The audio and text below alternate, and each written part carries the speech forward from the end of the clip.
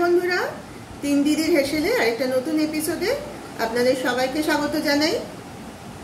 দেখুন, আমরা তো সবাই জানি যে মাছ ছাড়া কিন্তু বাঙালির খাওয়া সম্পূর্ণ হয় না। তবে মাছের কিন্তু একই রকম প্রিপারেশন, সেই একই ঝোল বা ঝাল খেতে রোজ রোজ তো ভালো লাগে না। তাই আজকে আমরা আপনাদের জন্য মাছের একটা নতুন রকমের রেসিপি নিয়ে এসেছি। আজ আমরা বানাবো ভোলা মাছের ঝুড়ো, বা আপনারা এটাকে ভোলা মাছের ভর্তাও বলতে পারেন। রান্নাটা আমরা করে দেব, নামটা আপনারা আপনাদের পছন্দ মতো দিয়ে নেবেন। চলুন তাহলে দেখে নেওয়া যাক আমরা কি কি উপকরণ এই রান্নায় ব্যবহার করছি। এখানে আমরা নিয়েছি এই 1 কেজির কাছাকাছি ভোলা মাছ। মাছগুলো খুব একটা বড় না, মাঝারি মাপের মাছ পেয়েছি আজকে। তো মাছগুলো আমরা সময়টা বাঁচানোর জন্য আগে একটু সামান্য নুন আর হলুদ দিয়ে ভাপিয়ে নিয়েছি। আপনারা কিন্তু চাইলে মাছটা ভেজেও করতে পারেন, কিন্তু আমরা ভাজিনি, আমরা জলে ভাপিয়ে নিয়েছি নুন হলুদ দিয়ে।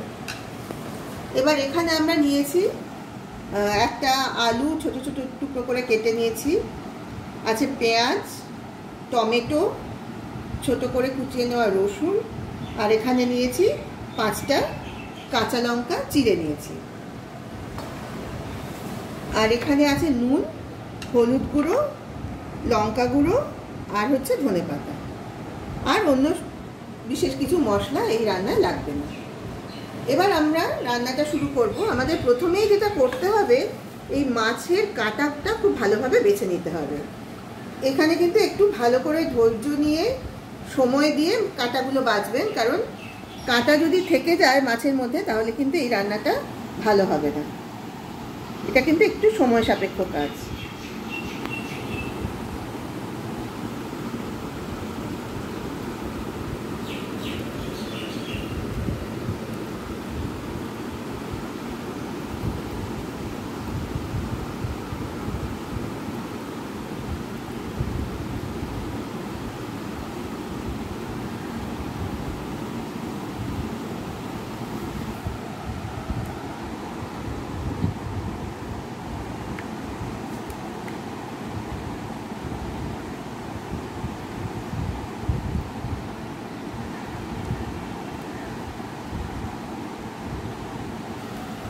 কাঁটাগুলো তাড়াতাড়ি বেছে নেওয়ার জন্য দিদিও হাত লাগিয়েছে আমার সঙ্গে, নাহলে এই কাজটা করতে অনেকটা সময় লেগে যায়।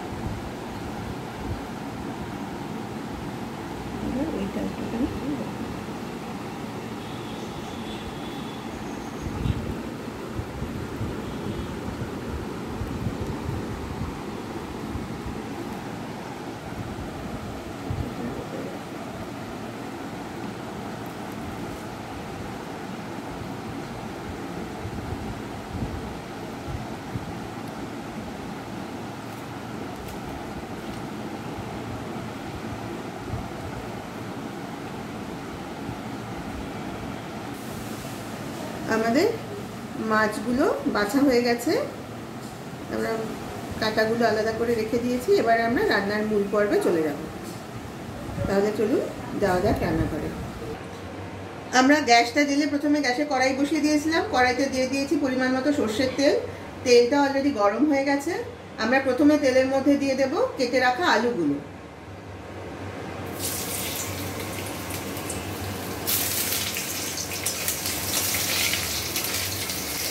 প্রথমে আলুটা হালকা ভাজা করে নেব, তারপর আমরা একে একে বাকি সব উপকরণ এতে যোগ করব।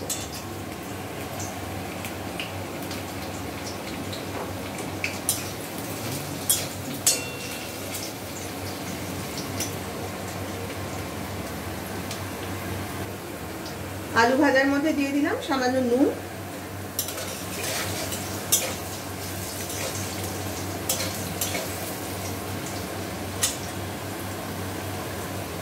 এবার তেলের মধ্যে দিয়ে দিচ্ছি কেটে রাখা রসুনগুলো। আলু আর রসুনটা খানিকক্ষণ তেলের মধ্যে নেড়ে নেব।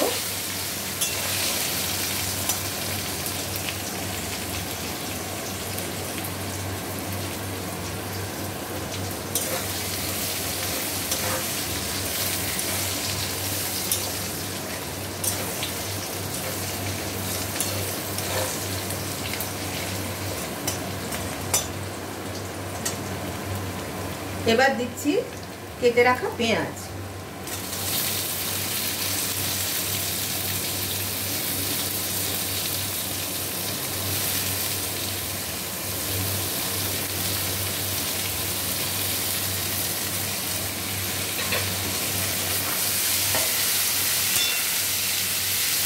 ভালোভাবে নেড়ে দেব। আলু আর রসুনের সাথে পেঁয়াজটা ভালোভাবে মিশিয়ে নেব।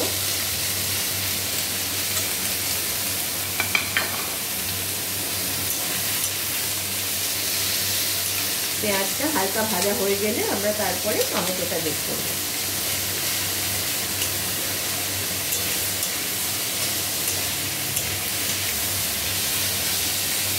আমরা গ্যাসের ফ্লেমটা কিন্তু এখন মিডিয়ামে রেখেছি।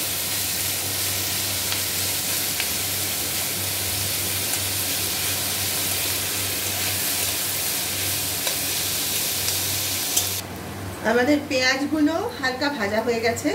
এবার আমরা এর মধ্যে মিশিয়ে দিচ্ছি কেটে রাখা টমেটো আর চিড়ে রাখা কাঁচা লঙ্কাটা। এবার এই উপকরণগুলো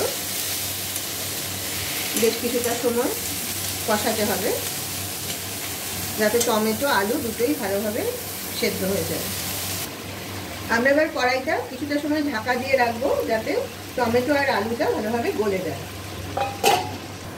এবার কড়াইয়ের ঢাকাটা তুলে তাহলে দেখা যাক কি অবস্থা।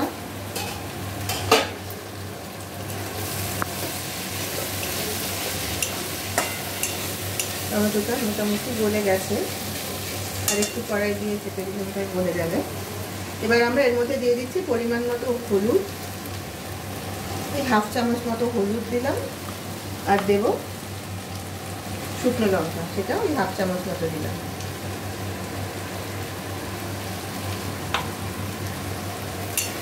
এইবার সবগুলো ভালোভাবে মিশিয়ে দেব। মশলাগুলো ভালোভাবে কষিয়ে নিয়ে তারপরে আমরা মাছটা দেব।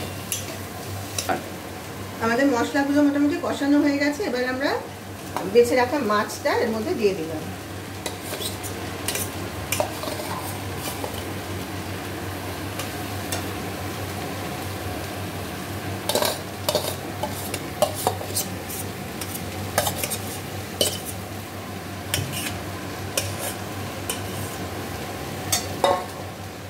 এবার সব উপকরণ খুব ভালোভাবে মিশিয়ে দেব।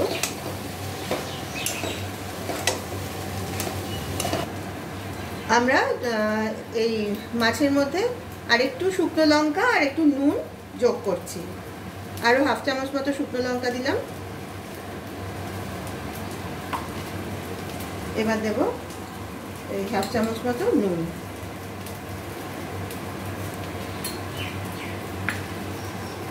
এবার সব উপকরণগুলো আবার ভালোভাবে মিশিয়ে নেড়ে দেব।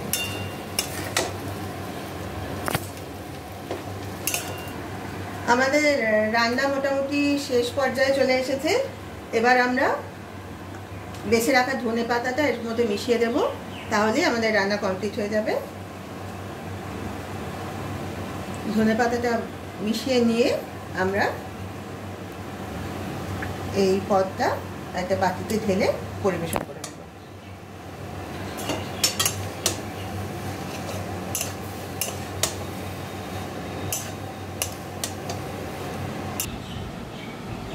এই যে দেখুন, রেডি হয়ে গেছে আমাদের আজকের রেসিপি, ভোলা মাছের ঝুড়ো বা ভোলা মাছের ভর্তা, যে নামেই আপনারা ডাকুন।